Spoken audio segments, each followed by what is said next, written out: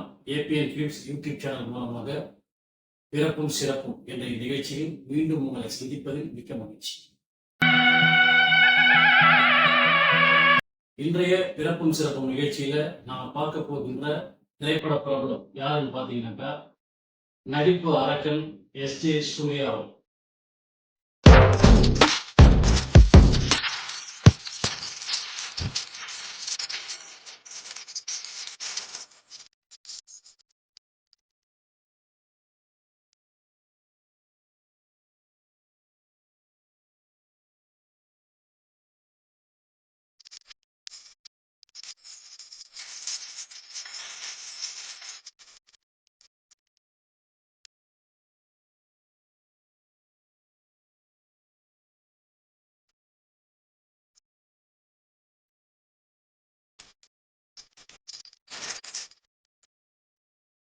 நடிப்பு அசுரன், நடிப்பு அரக்கன், இப்படி அவரை பலவிதமா பாராட்டக்கூடிய அளவுக்கு தன்னுடைய நடிப்புல மிக சிறப்பான இடத்தை பிடித்து வைத்திருப்பதுதான் எஸ்.ஜே. சூர்யா.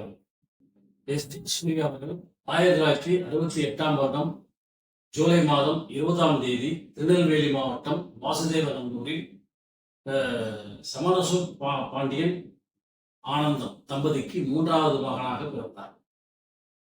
இவர் சினிமா துறையில பெரிய நடிகன் ஆகணும் அப்படின்னு தான் ஆசைப்பட்டார். லயோலா காலேஜில் பட்டம் வாங்கினாரு. மேலும் இன்ஜினியரிங் படிக்கிறதுக்கான வாய்ப்புகள் படிப்பு வேணும், சினிமா துறையில போய் நம்ம பெரிய நடிகன் ஆகணும் அப்படிங்கிற ஒரு ஆர்வத்தில் சினிமாவுக்குள்ள இறங்கினாரு. ஆனால் அவர் நடிகர் ஆகிறதுக்கு முன்னாலே சின்ன சின்ன ரோல் பண்ணாவோட திருப்தி இல்லாம இயக்குனர் வசந்த்கிட்டையும் சபாபதிகிட்டையும் உதவி இயக்குனராக பணியாற்றினார்.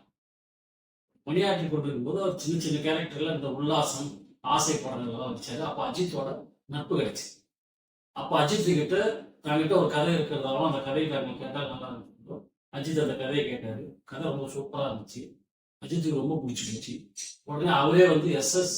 சக்கரவர்த்தி என்ற தயாரிப்பாளராக அறிமுகம் பண்ணி வச்சு அதன் மூலயமாக இந்த படம் எடுக்கப்பட்டு அதுதான் வாலி. எஸ்.ஜே. சூர்யா இயக்குனராக முதல் தமிழ் சினிமாவில் உருவானது இந்த வாலி என்ற படத்தின் மூலமாக தான். அந்த படம் மிகப்பெரிய வெற்றியை அடைந்தது. அதன் வெற்றி எஸ்.ஜே. சூர்யாவை உயர்ந்த இயக்குநர்கள் வகுப்பில் கொண்டு போய் பட்டியலில் சேர்த்து விட்டார். அப்போ மிகப்பெரிய இயக்குனராக ஒரே படத்திலே விஸ்வரூபம். இவருடைய வெற்றியை பார்த்த உடனே ஏ.எம். ரத்தன் அவர்கள் அவருடைய நிறுவனத்தின் ஒரு படம் எடுக்க வாய்ப்பு கொடுத்தார். அதுதான் அதில் விஜயையும் ஜோதிகாவையும் வச்சு படம் பண்ணாங்க. அந்த படம் தான் குஷி. அந்த படமும் மிகப்பெரிய வெற்றி அடைந்தது. இந்த வாலி, குஷி 2 படங்களுக்கும் தேவா சாதி சேமிச்சிருப்பாங்க. அந்த பாடல்கள் அனைத்துமே சிறப்பாக. அடுத்தபடியாக இவர் 3வது ஒரு படம் அஜித்தையும் ஜோதிகாவை வச்சு பண்ணலாம்னு சொல்லிட்டு ஒரு ஸ்கிரிப்ட் இருப்பார். நியூ டைட்டில் இருக்கு. அஜித்தோட கால்ஷீட் கிடைக்காததால அவரே கதாநாயகன் ஏ.ஆர். ரஹ்மான் இசையமைச்சது. இந்த படத்தை எடுத்து முடிச்சுட்டு வெளியிடறதுக்கு பெரும் போராட்டம். ஏன்னா தணிக்கையில அந்த படத்துக்கு தணிக்கை கொடுக்க மாட்டாங்க. படம் நீ என்ன விஷயத்துல சொல்ல படத்தை எதிர்மறையான கதாபாத்திரமாக இருக்கு. கொஞ்சம் ஆபாசங்கள் அதிகமா இருக்கு. இந்த படம் வெளியிடக்கூடாது போராடி பல விதர்ம கேள்விகளுக்கு பதிலளித்து அந்த படத்தினுடைய தணிக்கை சங்கதி வாங்கி படத்தை வெளியிட்டார். படம் வெற்றி அடைந்தது. அதன் பிறகு அவரு எதுக்காக சினிமாக்குள்ள வந்தாரோ அது அவருக்கு நிறைவேறிச்சு. அவர் ஹீரோவாக நடிச்சிட்டார்.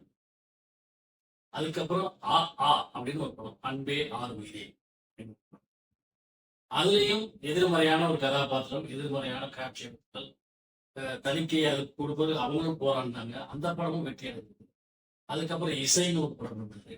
அந்த படமும் சுமாராக போனது. அதுக்கப்புறம் என்ன பண்றாருன்னா தெரியல, இனிமேல் நம்ம ஏற்க வேண்டிய அவசியம் இல்லை, நடிகனாகவே செயல்படும் அப்படின்னு சொல்லிட்டு நடிகனாகவே ஆரம்பிச்சுட்டார். அப்போதான் இந்த வியாபாரி அப்படிங்கிற ஒரு படம், திருமகள் அப்படிங்கிற ஒரு படம், இப்படி தொடர்ந்து படங்கள்ல வியாபாரியில தமிழ்நாடு ஜோடியாகவும் திருமகள் மீரா ஜாஸ்மின் ஜோடியாகவும் நடித்தார். இப்படி தொடர்ந்து அவர் கதாநாயகனாக படங்களை நடிக்க ஆரம்பித்தார். அந்த படமும் ஓரளவுக்கு வெற்றிகளை கொடுத்து கொண்டே இருந்தது. அதன் பிறகு அவர் வில்லனாக அவதாரம் எடுக்க ஆரம்பித்தார். மெர்சல் படத்துல வில்லனாக நடிக்க ஆரம்பிச்சாரு. அதுல இருந்து அவருடைய படங்கள் எல்லாமே வில்லத்தனமாக உருவாக்க ஆரம்பித்தது. இந்த படங்கள் எல்லாம் வெற்றியை அடைய ஆரம்பிச்சது. மேர்க் ஆண்டனி அப்படின்னு ஒரு படம். அதுலயும் அவர் விழாத்தலம் பண்ணிட்டு ஒரே படத்துல தேட்டரில் கைத்தட்டல் பூரா அவர் தான் கிடைக்கும். அதனாலதான் அவர் நடிப்பு அரக்கன்னு பேரு கொடுக்க ஆரம்பிச்சார். மார்க் ஆண்டனிக்கு அப்புறம் ஜெயலலிதா 2 அதெல்லாம் பார்த்தீங்கன்னா அதுலயும் சரியான ஒரு நடிப்பு. இப்படி அவருடைய நடிப்பு ஆற்றல் மிக சிறப்பாக இருந்ததனால் மக்கள் அவரை ஒரு சிறந்த நடிகராக ஏற்றுக்கொண்டார். இன்றளவும் சூர்யா அவர்களின் நடிப்பு மிக சிறப்பாக போற்றப்படுகிறது. எஸ்.ஜே. சூர்யா அப்படின்னாலே அவருக்கு ஒரு ட்ரேட்மார்க். இவர் இப்படிதான் பேசுவார். அவருடைய வசனம் உச்சரிப்பும் சரி, இந்த பாடி லாங்குவேஜ் சொன்னோம் இல்லையா, உடல் மொழி, உடல் மூலமாக நடிக்கின்ற அந்த நடிப்பத்திலும் அவர் வசனங்களை உச்சரிக்கும் விதம் எந்த நடிகரையும் சாராமல் தனிப்பட்ட முறைகளில், அதனாலேயே அவரை மக்கள் ஏற்றுக்கொண்டார்கள். அவருடைய நடிப்பும் அவருடைய வசன உச்சரிப்பும் மக்களை மிகவும் கவர்ந்துவிட்டது. அதனால்தான் அவரை திரும்ப திரும்ப சொல்கிறேன், அவரை நடிப்பு அரக்கன் என்றே மக்கள் ரசிப்போடு கூறினார்கள். அப்படிப்பட்ட ஒரு சிறந்த நடிகர். இப்போ சமீபமாக அவர் நடித்து இந்தியன் 2 படம் ரிலீஸ் ஆகியிருக்கிறது. இந்தியன் 3 நடிச்சிருக்கிறது. அவர் ராயன் ஒரு படம் தனுஷோடு சேர்ந்து நடிச்சிருக்கிறாரு. இந்த படங்கள்லாம் இங்க ரிலீஸ் ஆக இருக்கிறது. தொடர்ந்து படங்கள் எடுத்துக் கொண்டிருக்கின்றார். ஹிந்தியிலும் நடித்திருக்கிறார், தெலுங்கிலும் நடித்திருக்கின்றார். சிறந்த ஒரு எதிர்மறை கதாநாயகனாக திரைப்படங்களில் இவர் உருவாகி கொண்டிருக்கின்றார். அப்படிப்பட்ட எஸ்.ஜே. சூர்யா அவர்கள் பிறந்த இந்த ஜூலை 20ஆம் தேதியை எதிர்மறை நாயகன் தினமாக கொண்டாடுவோம் என்று கூறி விடைபெறுகிறேன். நன்றி, வணக்கம்.